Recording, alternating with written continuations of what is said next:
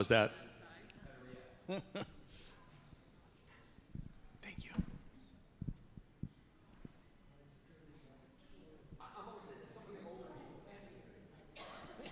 Yeah, like me.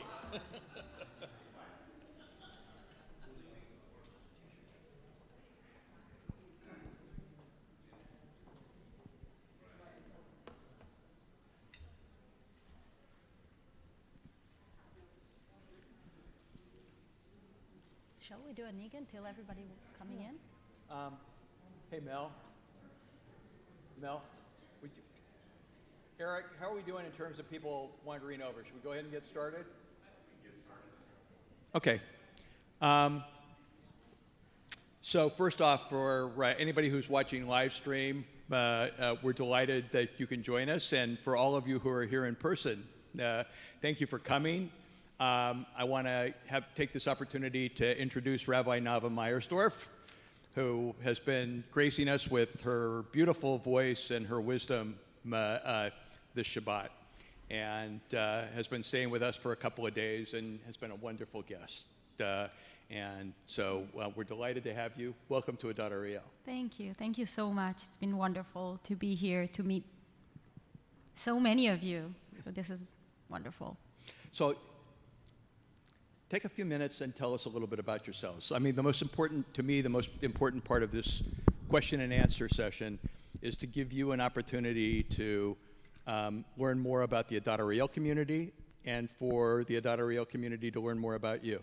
So tell us a little bit more about your background and how you came to be a rabbi. Sure. So, as you heard at the sermon, I grew up in an ultra-Orthodox community, like Zionist, but Haredi community. But that also means that being a rabbi was not something that I thought I would be, not because I didn't want to be a rabbi, because I didn't know such a thing exists. It was not something that could even occur to my mind. And I was doing really well in the path that my family and my parents wanted for me. I went to a girls-only religious college for my BA, and it was great. But then some things happened on my life, and I needed actually to take a step back from everything, and that's how I found myself in Los Angeles. I was still very Orthodox, observing and in the way that my parents wanted for me. And it's really important for me to say, I loved it. I loved davening and praying. I loved studying Torah. I was also really, really, really okay with being in prayers, at tefillot, at services, looking from up, from the mechitza, from the divider, to the service. That was fine with me. I was happy enough with that, like good enough Jew. And then in LA, I started to explore liberal Jewish communities. That was, I think, the moment that I met a female rabbi, and it was amazing for me. I remember I came to her and called her a Rabbinit. That happened at a Sephardic temple. And she said, Rabbinit, you can call my husband, I'm a rabbi. And I thought, it's amazing. I also thought, wow, I can never be like that. Like, she was like strong. Like, she had to fight for a hooray in the Rabbanut. So I was amazed, but I also thought it was not for me. But I did love the idea that I can be more involved in the Jewish world that I love so much. And I started to teach Judaism and everything around that, and to discover more places that I can be more involved, and that was amazing. Then my dad passed away. There was a calling for me to go back home to Israel. But I also realized that after what I experienced here, I cannot go back, and I need to keep on going in this path that I discovered. So I Googled, where can I learn a little bit more of this wonderful liberal Judaism, I got to Schechter Institute, which is where you also can get a smicha, but I started for my MA program in Talmud, Jewish Law and Community at Schechter. By the way, when I Googled, there was like this really cute video for Schechter that some really cute guy was there promoting the place. And he looked familiar. I met him sometimes in Jerusalem. That was my husband, currently. So we've met in Schechter, that's important. When I started to study for my MA, I was also offered to be a rabbinic intern. What? That was a real surprise for me to do it, but last night we were talking and Lauren asked me, when was the moment that you realized you want to be a rabbi? And I think it was there at Omer, at Kilat Magen Avraham. That was the first time I've met the power of a Jewish community. Because even though I went to shul 3 times a day maybe, it was not a sense of community where I grew up. You go to shul, you daven, you go home. If you're lucky, you have a good kiddush. Today was a wonderful kiddush, by the way. But that's it pretty much. And all of a sudden, in a conservative movement, I realized how much more we can do, like the power, the strength of the community. And I wanted to be a part of that idea, that we can create Jewish communities. Because we also have communities, right? We have communities of friends, the chavurot. But the difference is that in a Jewish community, you have everybody included. All ages, all ideas, a spectrum for so many ideas. And I think this is the real idea of a kehillah. So this is where I decided I'm going to enroll to rabbinical school. I was ordained as a rabbi at Schechter Rabbinical Seminary. And together with my husband, we were looking for a place to build our home together. And we got to this beautiful outskirt of Jerusalem called En Karem. If you know Hadassah and Karem, so they get the beautiful view of our village. So it's a beautiful place, very spiritual, lots of artists, but not even one place that daven in a way that they can accept us. Maybe it's hard for people from outside of Israel to understand the reality in Israel, but even though there are about 10 different shuls in a walking distance, like from 2 minutes to 10 minutes walk, like 10 different shuls, none of them is egalitarian. They could be Moroccan, Yemenic, Ashkenazi, well, one Ashkenazi, tons Moroccans, but none that will welcome me. I actually tried one Shabbat, the first Shabbat, to come to shul, to the shul that everybody told me that they're so easygoing and welcoming. They even call themselves the communal minyan. And I want to say they're really, really wonderful people. It's important for me to say it. Wonderful people. But when I walked in with my talis, the Rabbi came out to me and said, you cannot. I davened outside. I said, okay, I will just hear the Torah from outside. And he came to me and said that just the fact that I'm out there for him to know that, it's interrupting his avodat kodesh, his holy work.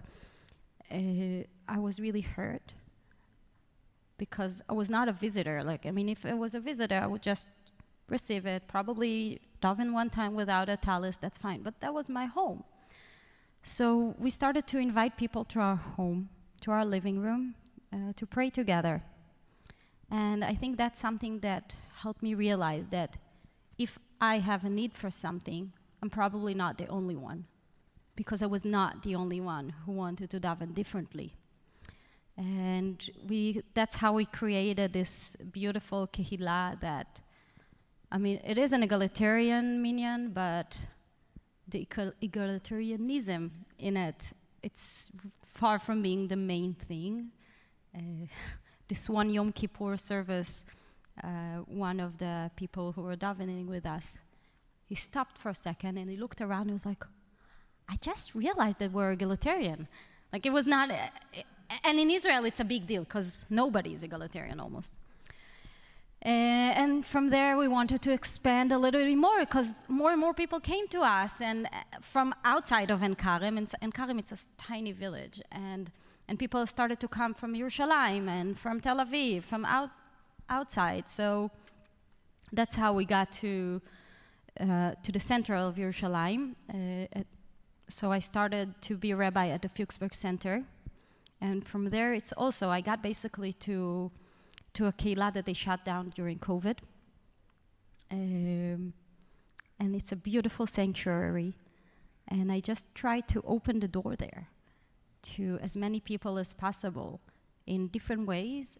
And it worked. I'm so happy that it worked. It's basically right now, if you would come every Wednesday night there, we do, I'll share with you just one little thing that we do here that we do there that I'm really happy about. So we do a weekly tefillah that it's not with a siddur, and it's musical. At Fuchsberg we don't use instruments because Yerushalayim, it's a much more traditional place than LA, you might heard about that. So we daven, like it's a mamash tefillah, it's a real service, but we sit in circle. There is no siddur. Every week it's something else, different chants, different melodies, different intentions, and we'll ask other people to talk as well. Never about politics, and about feelings, about intentions, about things that we pray for. And if you would walk in, you would find a keilah that has people that will look Haredim to you, and I want to say there are mamash Haredim, like serious yeshiva buchers, like students that goes to hardcore yeshiva, like the lit yeshiva of Yerushalayim, and they're not even hiding the fact that they're going to a conservative shul on the weekday, because it's not a mamash tefillah for their mashgiach. And that's wonderful. And then completely secular people that would never walk into a shul because they don't believe in, I don't know, so many things. But this is a spiritual event, so they would walk in. And in between this entire range of Jewish people from all ages, from all spectrum, and this is something that I'm really happy about. Again, that was a little bit about myself. Oh, and we also, me and Yerach, we also have two beautiful kids. One is 3 years old. His name is Ma'ayan, and the little one is Ariel. She is 3 months old. Yeah. Yes, auspiciously named Ariel. One of the, you talked a little bit about the experience with the shamas when you walked in with the talit, and that experience. One of the things that you've written about, it was published, I believe, in the Times of Israel, was your experience with the women of the wall. Could you tell us a little bit about your experience there and what happened and how you felt about that experience in the moment? I think most of us have read about the women of the wall and the issues with egalitarian prayer at the Kotel. Of course. So the women of the wall are great friends of mine, many of them. I admire what they do. I'm not a part of this group. I support them deeply. They've made huge changes in the way we can practice and pray at the Kotel. Yael is nodding because when you went to see why, every Wednesday, right, you went to Shacharit at the egalitarian Kotel, but if it was on Rosh Chodesh, then they would pray with the women of the wall. So let's just make sure everybody we're all on the same page. There is an egalitarian section of the Kotel, but it's it's like a mission to find it. It's hidden. There is like this tiny little sign that says Ezrat Israel. And then if you want to go, it's far from being accessible. You need to go down so many stairs and then to walk. Anyway, it's really, really far and hard to get there. So this is the egalitarian kotel. Oh, and of course, the egalitarian kotel, for I think the past 5 years almost, you cannot even touch the kotel. You cannot touch the wall. Because one break broke 5 years ago. One brick, sorry. It fell, and then since then they're under constructions. That I'm assuming if it would happen in the other section, it would take a day. So basically, they blocked the access, and now it's like a platform that can contain about 200-300 people top, with so many rules on it. So this is the egalitarian section, the Ezrat Israel. And we have this section thanks to Neshot HaKotel. This is why I admire their work. Because what happened, they said, okay, we're women who wants to daven the way we believe. We want to wear talis, we want to wear tefillin, and we want to read the Torah for Rosh Chodesh. But some of them are actually Orthodox, so they don't want to do it with men. They want to do it in the women's section. And thank God we have all those options. I mean, back then they had men's section and women's section, and they said, no, we want to do it on our own. But unfortunately, Keren Lemoreshet HaKotel said, no, you cannot bring a Sefer Torah into the women's section. You cannot. So there was a law that they changed a few years ago, also thanks to Neshot HaKotel, that women are not allowed to sing out loud at the Kotel. Did you know it? Probably you did not. Most people don't know it. And now if you go to the women's section at the Kotel, and you will see lots of young girls singing, just like, hey, no. This is thanks to Neshot HaKotel. They don't even know that. So this is something just to understand that. So once a month, it's complicated.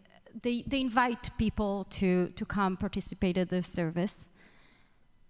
And also usually a lot of seminaries, ulpanot, I mean places that I grew up in, they invite their people to come fight against that service.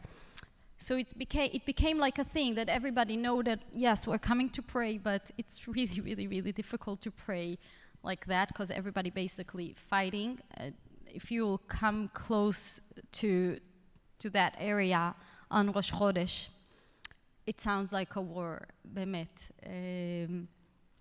So when I go to the Kotel on Rosh Chodesh, and I do, usually I would actually go to the egalitarian section, which, by the way, for the most parts, the women of the world, they would start at the women's section, and then they will move to the egalitarian section because the security will just push them there. So I would just start from there because I didn't say it. I am not a political person. I said it once in some panel, and then someone from Women of the World she said to me, you can say that you're not a political person, but you didn't get married through the Rabbanut. We got married through the conservative movement. That also means that we did something illegal in Israel. And that story, so I like to see myself as a not political person. But really, I don't like fighting. So this is what I will usually do. And then this one time it was that accident that I also didn't want to be in that. I was far away. I go to the Kotel a lot. We live 10 minutes away, like walking distance from the Kotel right now. We live in Yamin Moshe. So I was standing really far away from all the war that was happening at the Kotel. I was actually sitting next to few Orthodox girls, and they were offering sidurim to everybody, so for me too, that was nice. And as soon as they saw that I'm wearing my talis and tefillin, they looked at me, but they're like, okay, but she seems like human. And they really didn't say anything. It was actually nice. We were all sitting, praying quietly, like we're the group that doesn't want to have any troubles. And during Tfilat Amidah, all of a sudden, I'm starting to feel things throwing at me. I was actually with my eyes closed, and in some point, I opened my eyes and I saw like so many people running towards me. Like it was like a giant black scary monster. That's how I saw all those people together, and some security people that didn't know what to do about it, so they did nothing. Those girls actually, those seminary girls, Orthodox girls that try to tell people, Azvuta, she's davening, like let her go, she's in the middle of davening. So I wrapped it up really quickly and I ran away. It was really scary for me ever since. I would still come to the Kotel. I would try to come like 30 minutes after all of it is happening every Rosh Chodesh, and to make sure like, nobody sees me. But at the same day, it was Friday also, the Rosh Chodesh, and I was supposed to lead a Kabbalat Shabbat at the Kotel. And it was far from what I wanted to do to get back to that place. But I had to, and I think that was a way for me to recover, to also know that we can do it differently, that we can do it peacefully and together. So that was a way for me to recover from that, to daven there again. So I think I want to conclude that part with an invitation for you. Next time that you're in Yerushalayim, please search for the egalitarian section and come daven there, because I think also the more people will come there, this is how we'll make a real impact. Thank you. At this point, I'm going to open it up to to any questions that anybody might have. Alan, go ahead. Do I really need this? Yes. Okay. Yeah, I guess in honor of the upcoming holiday of Pesach, I'm actually going to ask you 4 questions. The first you mentioned, and I read about the fact that your husband is also a rabbi. Okay. Does he have a job currently in the LA area? No, we're open to suggestions. Okay. He's wonderful, highly recommended. Does he play stickball or poker? What is that? Does he play stickball or poker? No. Does he play poker? Yeah. Okay. Next. No, well, that was a follow-up to what He's she the said. Rasha. That doesn't count, Jim. Okay. The second is, if you were to be offered the position here, is it your intention for you and your family to make this synagogue your family synagogue? Of course, this is the main thing that we care about, the communal aspect of it. If I wasn't clear enough for that, like we tend to daven anyway, whether I'm the rabbi or not, and wherever we live, we need a place for us to be for our spiritual Jewish life, and it is very important for us. Okay, and then also with respect to your practice with respect to Shabbat, do you drive on Shabbat, or is it your intention to walk to synagogue? I do not drive on Shabbat. You do not? Okay. And I think, according to Jim, that makes 4. So, Thank you. as they say, I'm not going to pass it over, but I'll pass it on. Okay. Gary. But they need to hear it for the live stream. Tell us more about the spirit of your personal rebellion. Would you like me to explain more? Okay. You are clearly a woman who has transformed, come out of one community, moved into another, actually then became a rabbi, which was unexpected and unacceptable in this way. You then went to a synagogue in Ein Karem, and you then decided you were going to make some sort of change and you were going to stand outside in your talit. You are clearly a very rebellious person spiritually, okay? Okay, and probably personally and in life as well. Tell us more about that rebellion and the spirit that drives that rebellion. As I said before, I'm not a political person. I don't see myself Not talking politics here.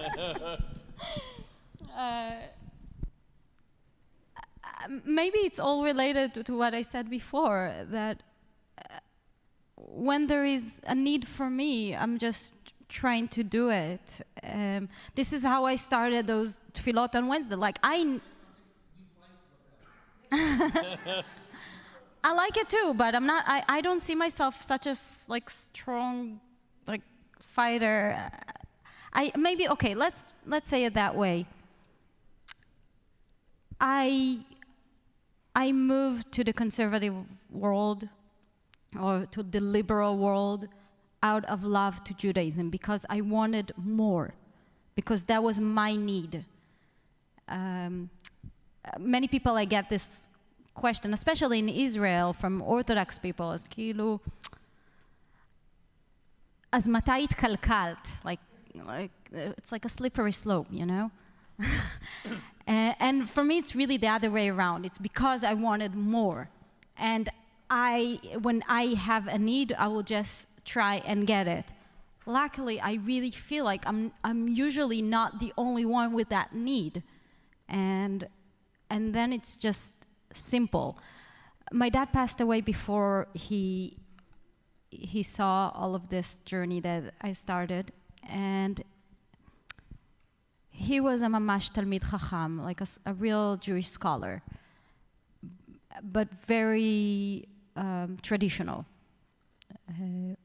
Like, he gave lots of lections in shuls, and I struggled a lot with the question of how will he react to my path, especially around my smicha, when I was ordained to be a rabbi. Like, if he would be alive, would he come to the ordination or not? And I want to believe that if he would be alive, or wherever he is, he knows that I'm doing it out of love. So whatever I'm doing it out of love, out of wanting to have a better place in the world.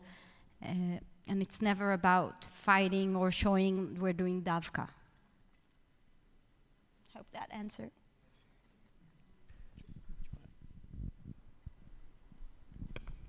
Good. Jill, and then Rosalie. Oh, Jill first? Okay. Yeah. So my friend Gary asked the more spiritual question, and I'm the practical person. So this job has to do with education and programming for adults. So I realize your visit with us hasn't been very long, but I'm wondering what ideas you might have. For adult education, Davka? Yes. And programs. So from the little that I visited here, I saw the need for events and classes and things that are happening on the daytime and things that should happen on the nighttime. I got to spend some time, wonderful time, with Rabbi Schuldenfrei, and we were imagining, I think, this schedule, like a daily schedule that has every hour something is happening in the shul, and in some prime time it could be even multiple things that happening on the same time in shul, whether it's a service during Shabbatot or weekdays. That, I mean, right now you have this beautiful mini minyan and the minyan in the big sanctuary, but it could be another a soul minyan, and on the weekday, so it could be a Parashat Shavua class, or you already have the mindfulness class and yoga on the same time, but also later maybe some, to combine the spirituality and the studying, the practical aspect, and the fun. Shul can be and should and would be and it's already happening here. That when I walked in here, I was like, wow, this is the dream. You have so much that already happening here and so much space to create more. So it's really endless of things, whether it's more musical events that you're already doing, but and give it a bit of a more hint of spirituality.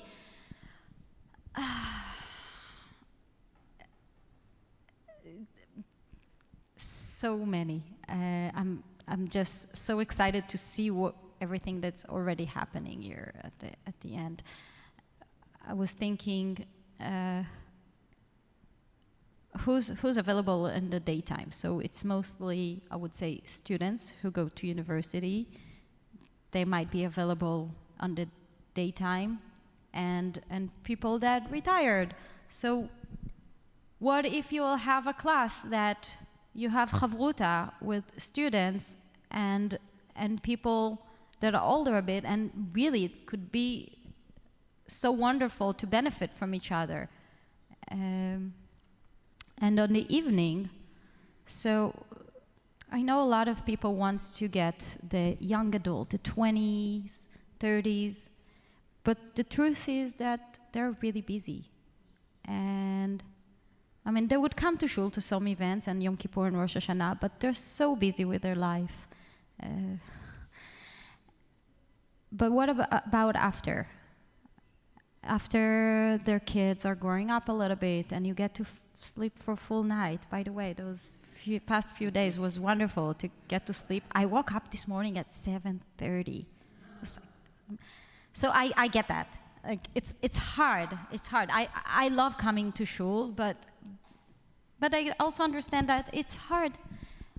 So what if you do things for this age group, and it's important, but to look more for the people that are a bit after that their kids already had their bar and bat mitzvah, and now they have time to see what they need. Those people that already got their career, they don't need to chase after everything. So to try and do more events to that age group, from 40 and up, I think. Yeah, I want to embellish what Jill was asking you about the educational part of the role of the assistant rabbi. Can you all hear me with? Yeah. Okay. We have a lot of capable people here. We have a lot of rebels too, so they'll be able to help you in terms of planning. And I'm just wondering, Rabbi Schuldenfrei has really had this brilliant idea of the adult engagement, and I'm head of the MID, which I talked to you about it at the dinner in terms of multi-interest day, the seniors and all. So we have a wide spectrum of people here, from the ECC, the GLC type parents, and I think you have the building of a committee structure to help you. So I don't think we're going to expect you to have all these brilliant ideas. I mean, you have the great ideas, but I think you'll have staff and congregants to help you. And what I would like to see, and I hope that maybe it isn't even a question at this point, it's just a suggestion, that utilize the wonderful people we have in our congregation to help you plan these things. Because for us, adult engagement is very important for all age groups, and we want to see a lot of programming and a lot of events taking place at all hours of the day. So that's more or less a comment, not even a question. So I'm hoping that 100% Yeah. agree. That this is why it's part of the reason why I'm so excited about this place. I see so many people that cares, and it's wonderful. Yes. Joette? What is your impetus for leaving Israel and coming to Los Angeles? Why do you want to leave Israel and come to Los Angeles? Want is a strong word. I love living in Jerusalem. It's a wonderful place.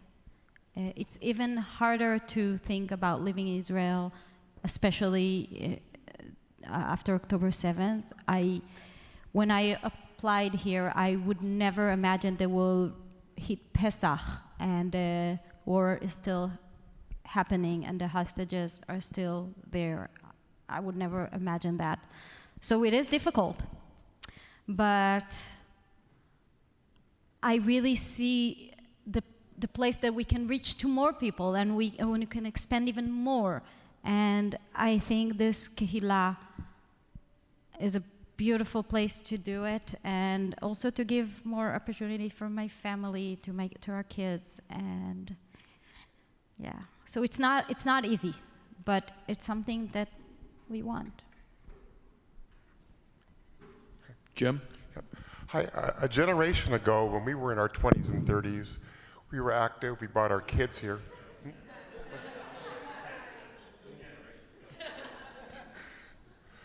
A long time ago. To the point where people complained we had to have meetings to discuss what to do with kids in shul.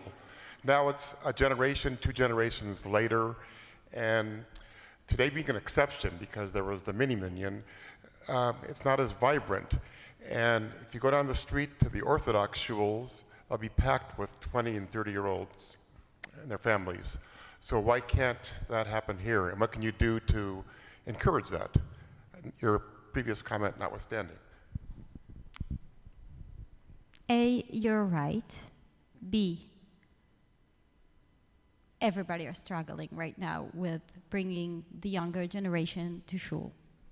Christianity, Judaism, Islam, all religions, all streams in religions, also in Orthodoxy. I mean, I know about my friends, and like I have friends that are Orthodox rabbis. Yes, they're agreeing to be friends with a conservative rabbi, but everybody's struggling with that. Whatever you see there, it's also not the way it used to be. This is a fact. We need to understand that. You'll see there that it's not as much as here because, I mean, and I think this is a struggle for all of us, especially the clergy.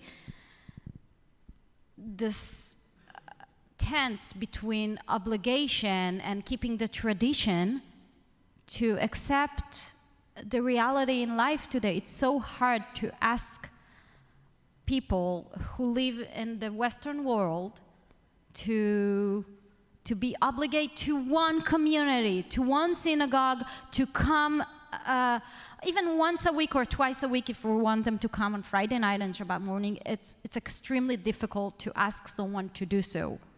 That from people that chose to also live their secular life, which I think it's the majority of the conservative community.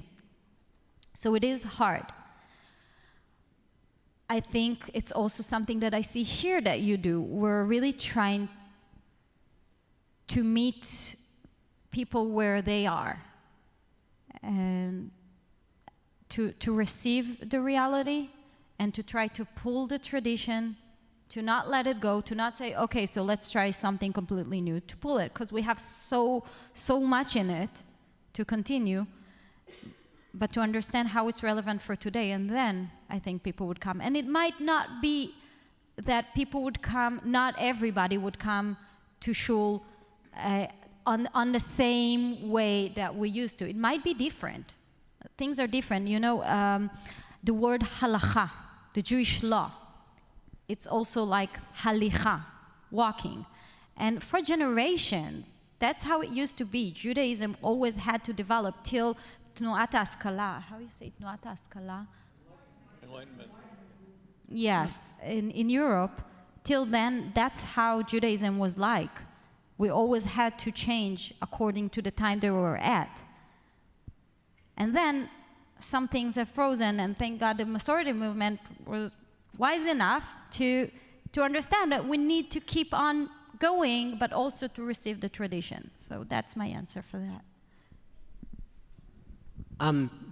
Sir, who's got the mic? Bruce. Oh, go ahead, Bruce. My question's similar to Jim's. The Orthodox world does a lot that's really right and really smart, and then there's a lot that, at least from most of our perspectives, is somewhat of a problem. What sort of things do you see that the Orthodox world, you're coming from the Orthodox world, we're coming from the Orthodox world, what do they do well? What do they do right? And how can we do more of the good things that they're doing? The Orthodox world is a wide range of communities. So I don't know which one you're referring to. I know I'm learning so much from Chabad. When I lived in Los Angeles, I lived in downtown. I was part of Chabad there. They were doing amazing things, and I was also supporting them and trying to. I tried to help them also a lot. I think they're making Judaism also fun. They're not telling people you must come to shul and daven and be a good Jew the way we see it. First come to shul, first come to meal. Let's have a kiddush. Let's have a l'chaim together, or if it's for kids. So it's a good thing. I don't like it that we're recording it because I don't want to insult anyone. Chabad doing wonderful things, but I think we can meet on a higher level, okay? To assume that people are smart. So you also asked what we can do better, right? Did you? Or did you not? And Yeah, like what, I mean, what sort of things happen in different segments of the Orthodox world that the conservative world is not doing? What can we learn from them, and what could we do better to sort of emulate the better aspects from our perspective of the Orthodox world? By the way, this is not a joke. So this Orthodox rabbi told me, statistically, we make more secular kids than you do. Because let's say if every Orthodox family has 8 kids and 2 of them becoming secular, statistically, it's more than an average secular family. Just saying. But as a davener, I think some of you might agree with that. If you'd come to an Orthodox shul, there is something in the energy that everybody can pray together and understanding, and it's coming out of obligation. Like they would come to shul, no matter what is the weather right now or whatever. Like if it's there is a football game, it doesn't matter. We go to shul. So this sense of obligation that we don't have it, and this is where I'm struggling. Like I need to receive it. I want because I want these people, you know. I want to pray this way, but I also wish that we'll have that energy of people that willing to step out of their comfort zone. And so I think this is something wonderful in that tradition.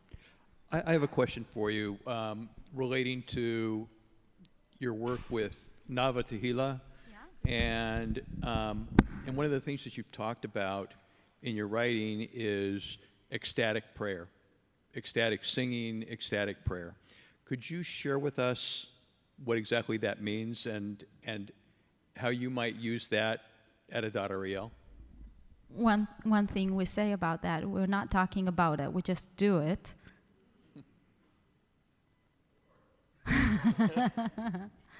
No, it takes time, it takes a journey, but I really don't know. I mean, yeah, we really just do it.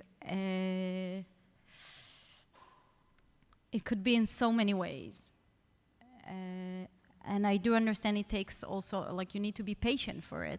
And I also understand that it doesn't fit, like, it's not working for everybody. It works for me, but many other things working for me. So I'm okay with everything, but this is something that I really find that helps me to get closer to the spiritual level that I want to be. If you can talk about... We just have a question. Can you elaborate on what that actually is, like the definition? Yeah. It could be a lot of things. For me, it's through music, through Jewish sources. I will use the sources, whether it's from the tefillah or from things that we have studied. But there is also place to share other attention and thoughts and feelings during the service, not just by the leader, and usually also it's not one leader, it should be few people that leading it together. And there is also a lot of room for other people to participate in it. It's far from being a concert. It actually doesn't work if it's a concert. Like, it's when everybody are participating. It's really hard to do it with a microphone because then by definition, I'm the loudest voice that you hear. I see myself also as a neo-Hasidic person, and that's also mean that there is no one Rebbe. Everybody are in it. When we do a tish, we're all Hasidic and we're all Rebbe. So it's part of it. And just we might repeat over and over again the same one word. We might do a nigun with no words at all, and it will last for 20 minutes, just one nigun, for example. And we'll be quiet in between, that's also. Why don't you right now lead us in a spiritual song, if you I can? mean, to some extent, you did this last night. can do it. Not because that was your intention, but just by virtue of the way that you immersed yourself into the prayer and brought us along on that journey. I think we all experienced it to some extent. So I apologize for putting you on the spot, but it's a really interesting concept, and I think that it's different than what most of us have ever really experienced. And so if there is a way that you can get to the point where you could let's try illustrate it, it something. would be really interesting. So we'll do like this little kirtan. Kirtan is a call and response from the Hindu tradition. I like to take from other traditions as well. Yeah, this is actually his melody that I've learned from. He's wonderful. There are some Jewish leaders that do it. Kirtan Rabbi is one of them, is my favorite. Havaya, Havaya, Havaya, Havaya, Havaya,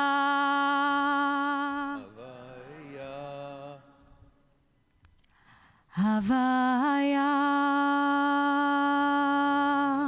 hey, hey, yeah, Asher, hey, hey, yeah, Havaya,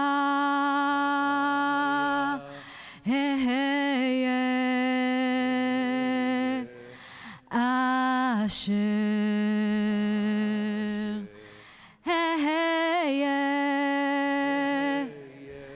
Havaya, hey, hey, yeah, Asher,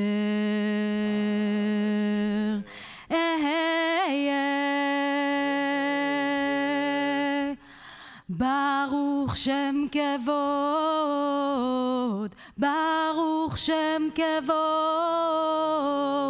Baruch Shem Kevod, Malchuto le'olam va'ed. Baruch Shem Kevod, Baruch Shem Kevod, Baruch Shem Kevod, Malchuto le'olam va'ed. Havaya, hey, hey, yeah, Asher, hey, hey, yeah, Havaya, hey, hey, yeah, Asher.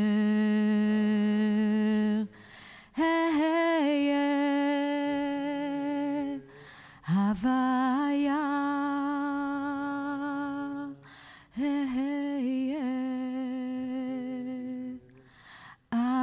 Asher, hey, hey, yeah, Asher, yeah, Asher, yeah.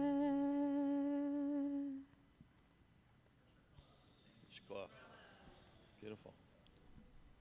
So when we do those things, we don't clap. We're just being silent. Marty?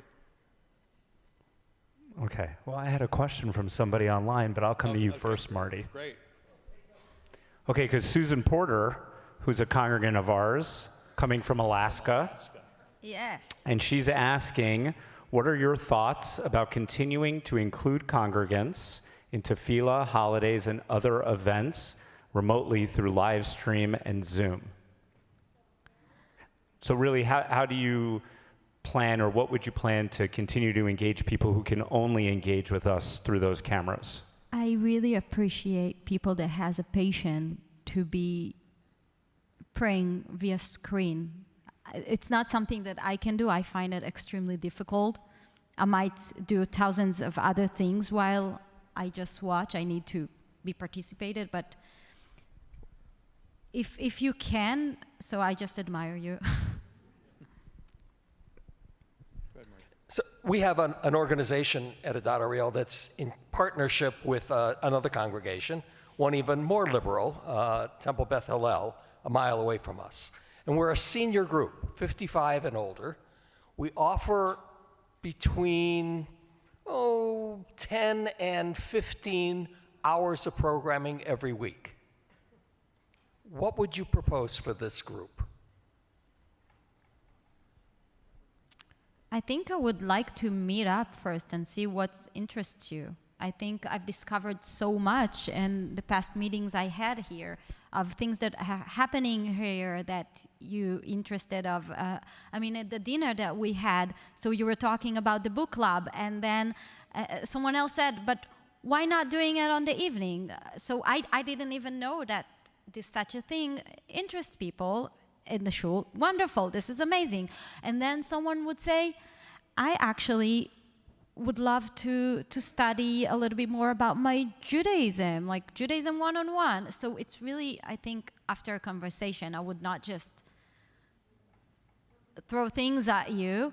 I can say things that I think I can teach well or help to support well, but I think the best way will be to talk about where do we meet?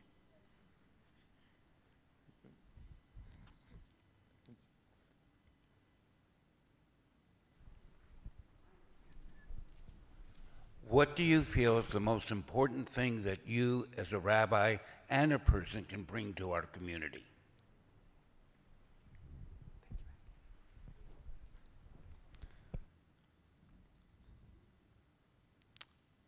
I hope, and I want to hope and to think that a few things, the connection to Israel, I think is important.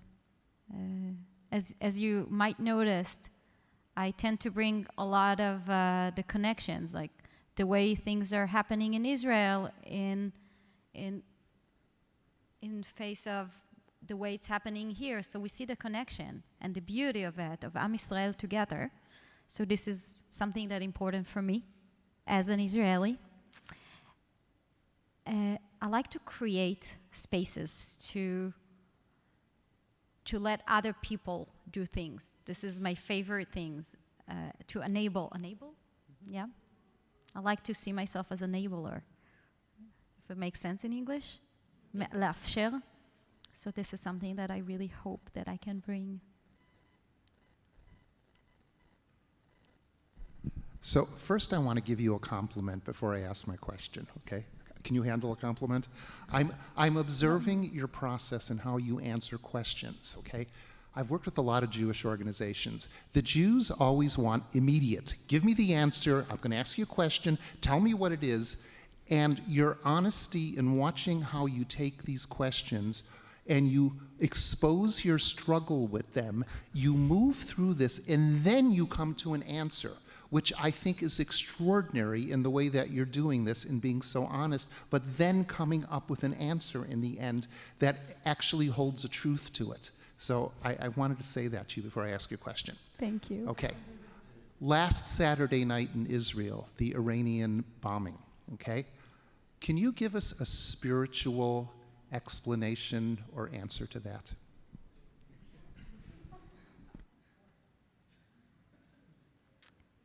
I can share with you what is it like in the past, I guess, few months, to be on hold and wait. That's how we felt for a long time, stocking hundreds of bottles of water and tuna cans and corn cans and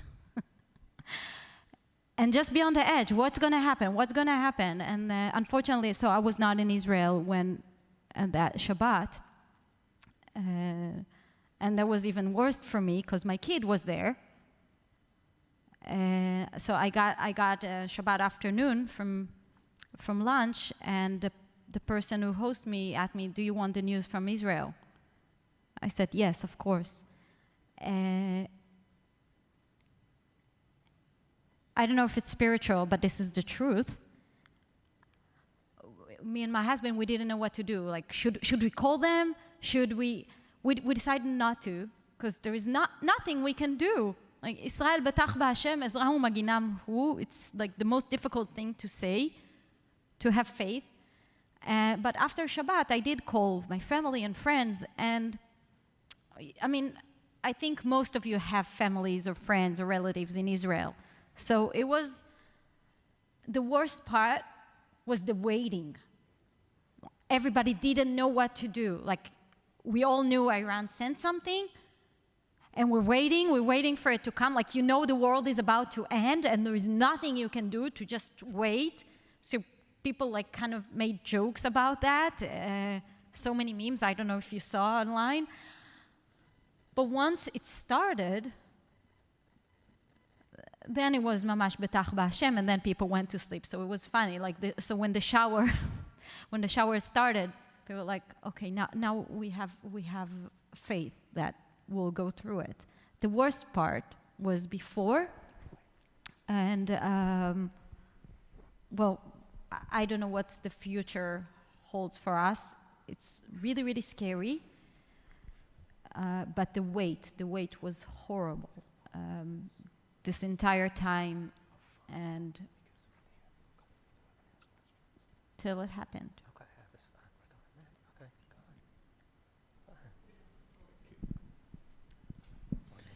It's been a pleasure speaking with you over several different times, and for the people who were on staff yesterday, we had a learning experience together.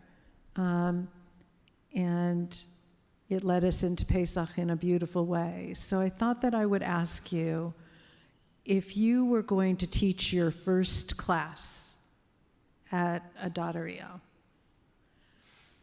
what would come out of your soul and your mind to do? What would that class be? I really enjoyed that class yesterday. It was about Pesach. We talked a lot about sourdough bread. I really wanted some sourdough bread after that, or to at least know how to make it finally after speaking about it so much. But I think what I enjoy teaching the most is tefillah in different levels, whether it's practicing tefillah, but also the spiritual ideas beyond the words, so we can relate to the tefillah better, to understand where every part of the prayer is coming from. Why is it there? Who thought? What is it supposed to do to our body or to our soul? So I think tefillah, it will be through halakha, like the Jewish law, but a lot also through Hasidut.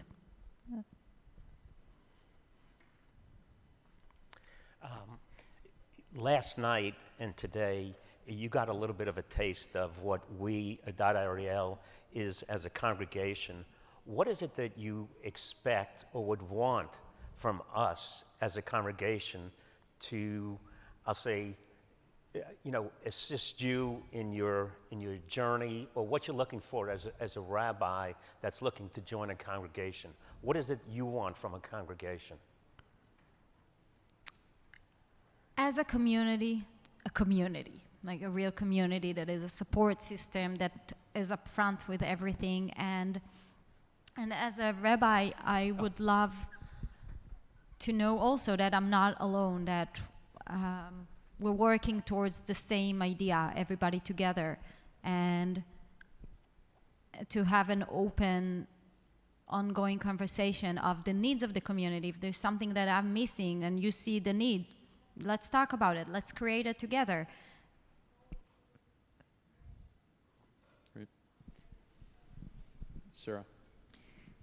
I appreciated how you said that you can't always get people in their 20 to 30s, and to not just say we have to fill the seats with them, we have to include them, because we don't want to push people to necessarily come here.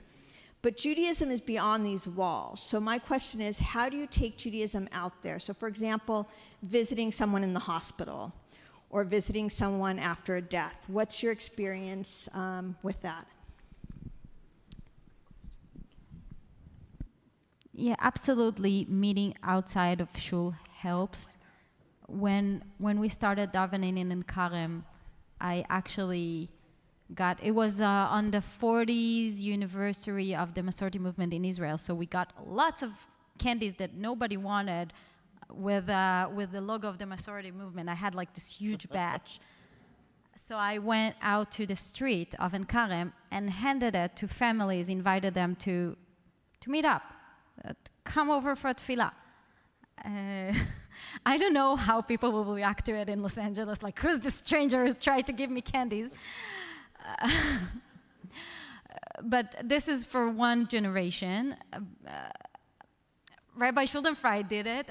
So I did it also in Yerushalayim, and that works. Like, it worked really great for me. Just meeting in coffee shops, starting to talk to people. I know it sounds weird. I promise I can do it in a not creepy way. It actually happened to me so many times in LA that I was sitting in coffee shops and we met people that today they're really great friends with me today. So it's all about relationships, whether you meet in hospital, but also everywhere. People are everywhere. I heard in LA there are quite few Jewish people, so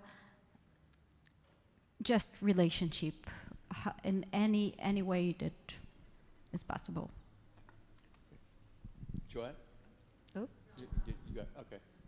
Go ahead. Okay. Malka. Hi. First of all, aside from my question, you have a beautiful voice, I just wanted to tell you. Having gone through Orthodox school and knowing to go from Orthodox, the derech, onto conservative, what is your relationship now with your family back in Israel?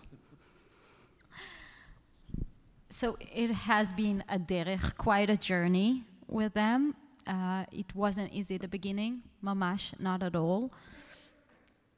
Actually, me and my sister went to a couple therapist because it was really, really hard for both of us. And today we're in a really great relationship. We don't talk so much about my work, but we're family and we care about each other. Like my nieces and nephews, they're very much related to a party in Israel. I don't know if you heard of it, the Noam, not the youth movement, they relate to the Masorti movement. So they're basically against everything that I represent. But yet, sometimes I would find myself getting a ride with them where all the car is full with Smotrich sticker on it. But we manage that also with my mom. It's been a journey. She would not come to daven with me, but she appreciates what I do. I know she knows that I'm doing it out of love to Judaism. It's just like for her, growing up in Bes Yaakov was almost impossible to see it in a mixed shul. So, as many people here may or may not know, you've developed a nice friendship with our daughter, Yael, who's an Erev Rav. And you've probably learned a lot about my family and me and how I moved from the Orthodox world into here. So I can relate to a lot of what you've got to say. But as you are probably already been told by other people, we have a very heterogeneous, that means all kinds of different people in our congregation. We have a range of people that don't have much of a background. We have ranges of other people sitting here right now that know quite a bit, and people coming out of the Reform movement, people coming out of the Orthodox world, and somehow or another, this has been probably my least political experience. I don't mean big politics, I mean little politics, internal in the shul. So there's something special about this community that's been around since 1938. So surprisingly, even before I was born.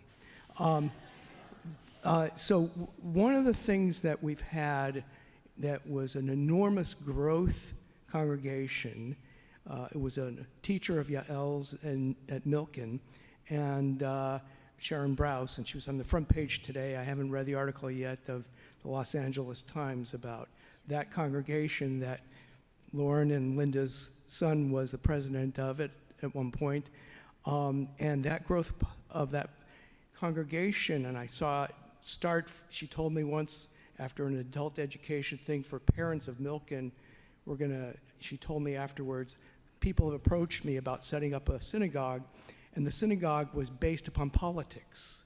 So what the people that wanted to have it were people more on the left, and that they knew that she gravitated in that direction, and it went from very small to huge. So that's a level of success. The question that I've got for you is, I know you say you're not political, and yet what's going on in Israel this year and what's going on in the United States, there's a lot of political stuff going on back and forth.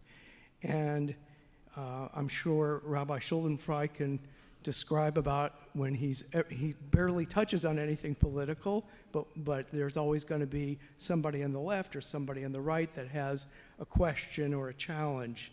How do you think you would navigate that process of, now that Israel suddenly put into the box supporting Israel, of politics one way or the other? How would you navigate with that? How would you deal with this wide variety in a congregation when the politics comes at you whether you want it or not?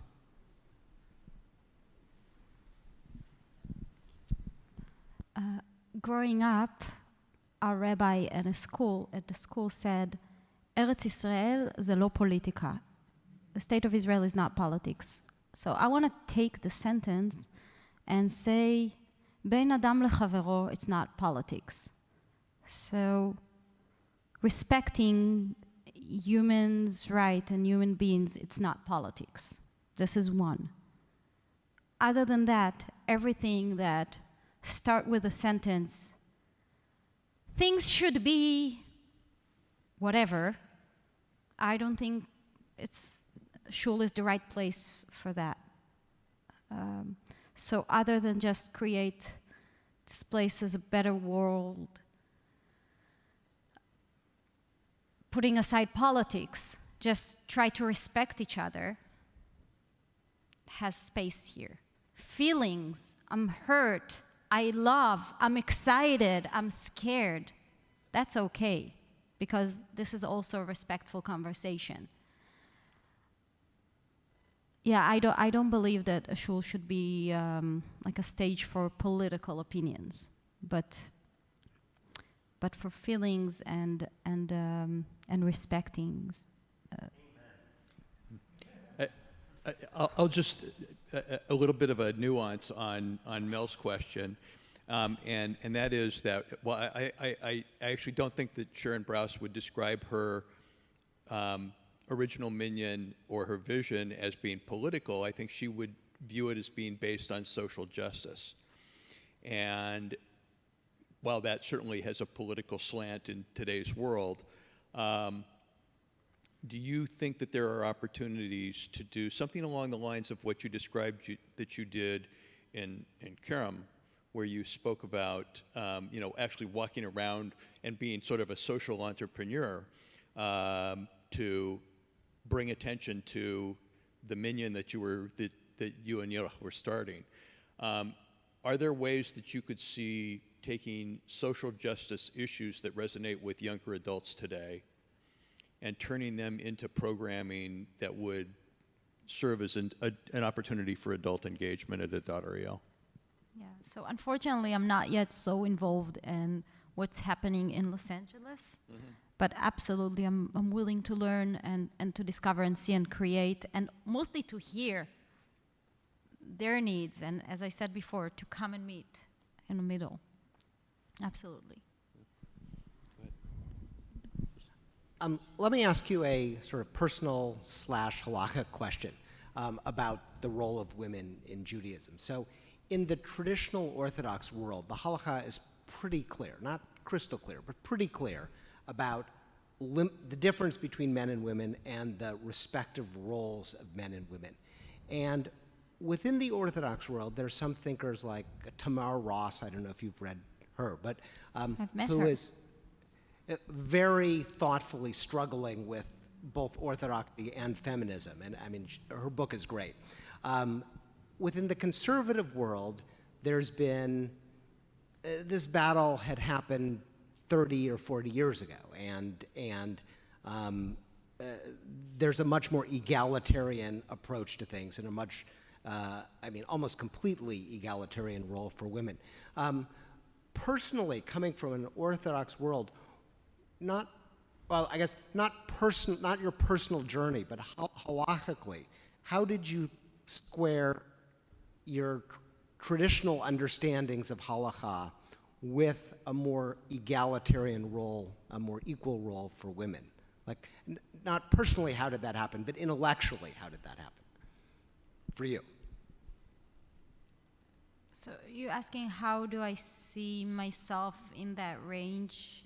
Well, when you think about halakha, Yeah. right? You know, you keep kosher, you keep holidays, but then when it comes to the role of women, you've diverged from the Orthodox path and gone to a Masorti or conservative path. What was your thinking as to why, and I'm not suggesting it's not, but why did you come to the conclusion that that was permissible as opposed to saying, well, this is what I want for myself, but I'm a woman and I can't have it? That would be what some Orthodox women would say. How did you intellectually go through that journey? If I understand your question right, Lauren asked me about my, where would I eat or what would I eat in terms of kashrut and hashgacha. And I think at the end I told him that I've learned that I like to learn the Jewish law in a way that we can connect to people.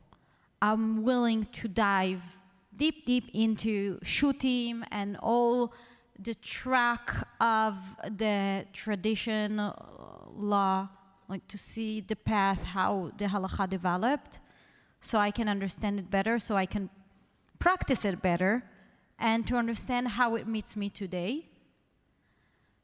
So that's about kashrut, that's about egalitarianism, not just for women. That's where I found it. Like, I had to study on myself. Like,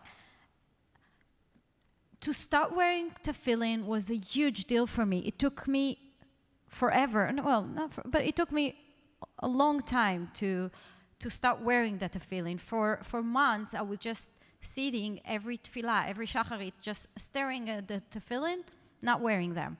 Praying, not wearing them, looking at them. Even though I studied, like I knew that this is the right thing for me. I took it upon myself. I don't think all women obligate of wearing tefillin. This is my way. But yet, I was not able to do it, even though I knew it was right. So that was for me, but I think what I've discovered by learning that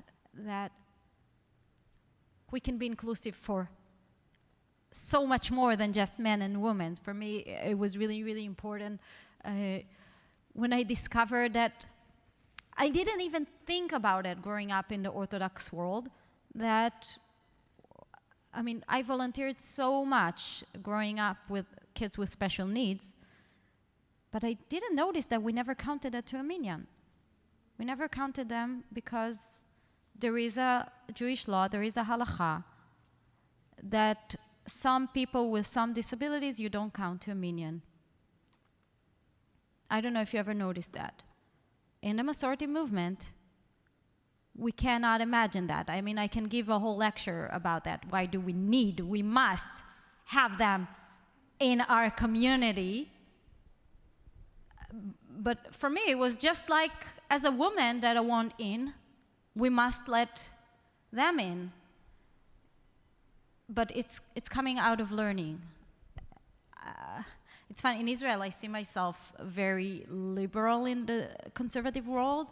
I understand here this is maybe not be the case, but yet, I mean, as a student of Rav Golinkin, I would still even fight with him about some stuff. I mean, not fight, because he's a mamash gdol dor. He's a really, really great scholar. If you don't know him, I highly recommend read some of his answers, especially about kitniot as we're approaching Pesach. But yes, I would not always agree with his result. But I really need to understand what I'm doing before I do it. So we have a couple of questions that came in online. Jess, you want to ask the first one?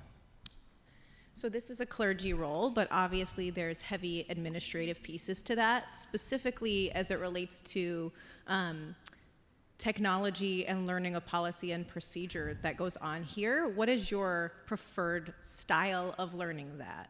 Are you hands-on? Do you like to learn on your own and then come in with questions? Like, what is your preferred style?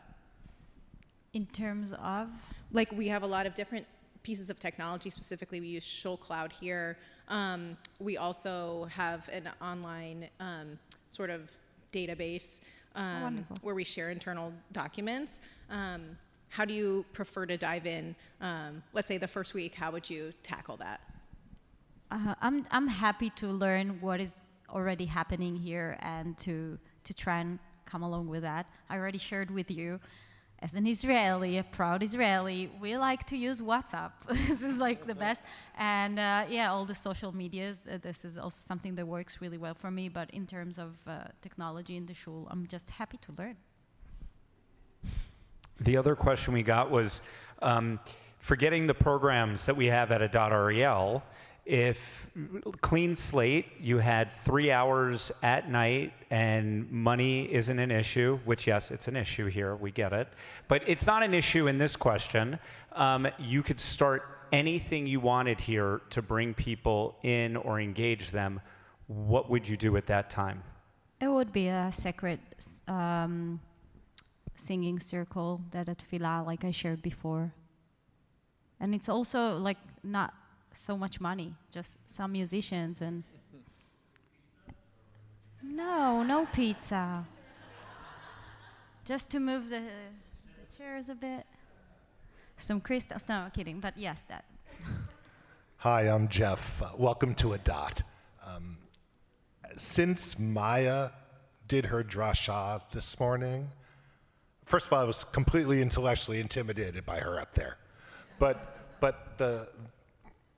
the tension that she drew between the collective on one side and its needs, and the individual on the other side and his or her needs, and what's fair and what causes harm to the individual, and what's strong for the collective that the collective needs. I've been thinking about that for the last 4 hours. And I wonder, there's no right answer to this. What do you think on that subject? What were you thinking about when Maya was talking? Where should the collective give more, and where do you think would be helpful for the individual to tolerate? I really think it's a circle of life. I was sharing a bit with some of the search committee and board members that everybody are struggling. How do we keep the Bnei Mitzvah after their bar and bat mitzvah here? And we all want Maya to keep on reading the Torah here and give sermons, right? She's wonderful. And how to do it. And I think she just received so much from the community working with Rabbi Schuldenfrei and Cantor Judith. She received, and so many other Bnei Mitzvah that I've been seeing running around here in the past few days. It's so obvious. They're so happy to be here and to see the results at the end. For me, I'm so happy I was here this Shabbat to see it. It's amazing.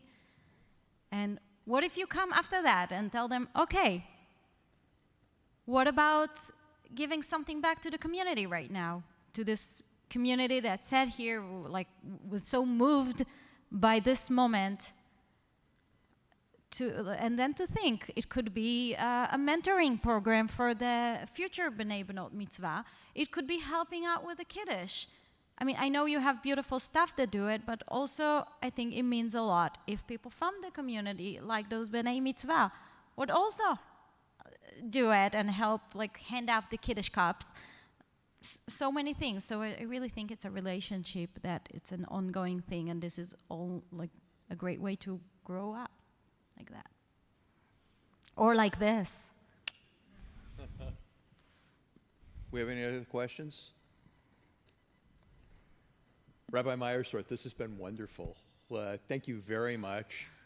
I want to thank all of you for sticking around and missing some of your Shabbos Shluff to join us here this afternoon. We've had some wonderful questions from the folks on live stream also. So thank you all, and I wish you all Shabbat Shalom. And thank you again. Thank you so much.